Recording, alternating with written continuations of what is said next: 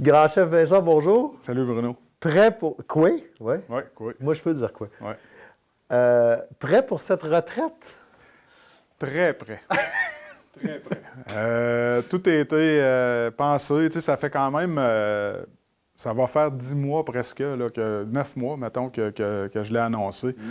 Fait que, j'ai eu bien le temps de réfléchir à ce que j'allais faire après, préparer tout ça, puis je suis vraiment serein avec ma décision, puis je ne le regrette pas du tout. Je pense que je suis prêt à passer le flambeau à un autre grand chef ici, à Wendake. Je veux parler de votre passage ici. Des 6 années au conseil de bande, 4 comme grand chef. Qu'est-ce que vous avez appris que vous pouvez maintenant dire « Hey, je pensais pas que c'était comme ça, les relations entre les nations en tant que telles, puis avec les gouvernements du Québec et du Canada? » Bien, en fait, on a eu énormément de récupération à faire, puis on en a encore à faire entre Premières Nations. C'est un travail de tous les jours. Il y a encore des enjeux majeurs entre les communautés. Mais on a quand même réussi à faire des avancées dans mon mandat. J'ai quand même refait là, des ponts avec des Premières Nations, puis on a même créé du développement économique. On a du développement économique, on a fait des projets énergétiques multinations.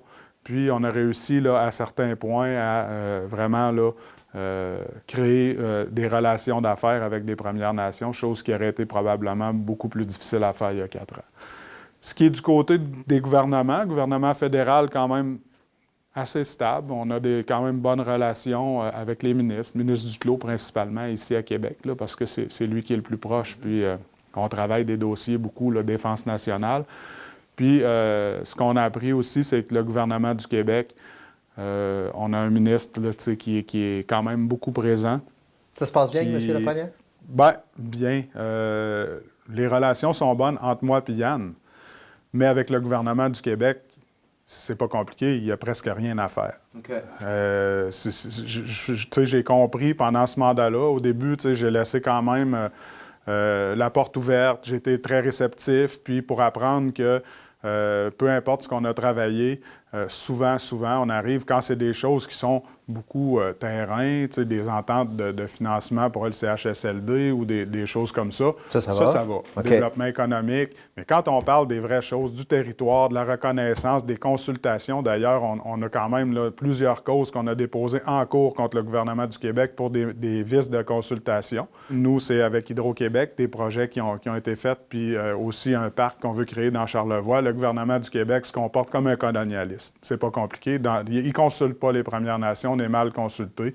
C'est une obligation constitutionnelle, puis s'il faut aller à la cour, on y va. Donc, la relation... Il n'y a pas de relation possible, il n'y a pas de négociation d'égal à égal possible, à moins de passer par le tribunal. C'est ce que vous me dites. Bien, c'est ce qu'ils nous disent. On veut faire des ententes nation à nation, mais ils ne nous considèrent pas, ou très peu, comme une nation. On n'est pas respecté. Donc, tant aussi longtemps qu'on n'aura pas un respect mutuel, on ne peut pas commencer à travailler des choses en partenariat. Le premier ministre Legault était venu ici en 2022, en mars 2022. On signe une entente nation à nation. Je vais avoir un protocole de consultation avec la nation Huron-Wendat dans 6 mois. C'est vraiment ce qu'il avait dit. On est rendu à la fin 2024. Ça circule dans les ministères, puis on nous dit que là, ça ne marche pas, puis on ne peut pas consulter, puis ça ne fonctionne pas. Ben, voilà. Durant votre mandat ici, il y a eu le scandale des pensionnats. Est-ce que ça, au minimum, il y a eu ça, puis il y a eu la visite du pape et ses excuses.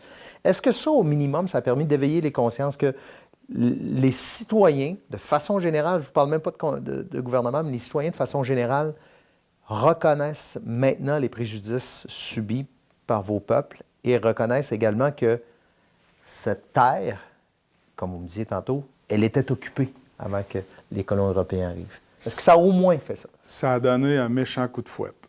Quand les gens ont...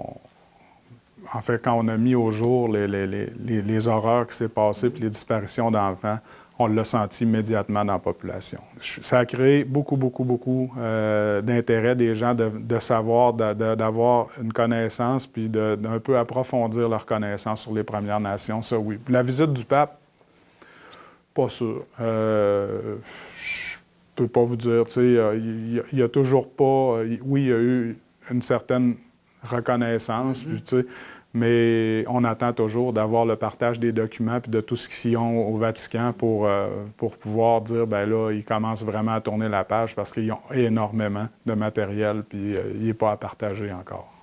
À titre personnel, vous avez aimé cette expérience-là d'être le grand chef de la nation Huron-Wendat? Oui, j'ai aimé ça. C'est par contre un travail qui est extrêmement exigeant, difficile, mais c'est satisfaisant de pouvoir, des fois, là, travailler pour notre nation. C'est personnel, qu'est-ce que vous allez faire, jeune retraité? Parce que c'est une vraie retraite, vous ne retournez pas au métier d'avant ou quoi que ce soit. Non, on tourne la page.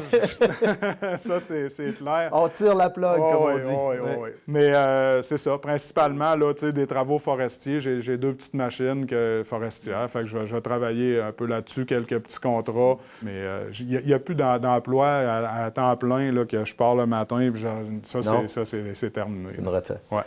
Grand chef Vincent, merci beaucoup de votre passage. Puis merci Ça fait pour le plaisir. temps.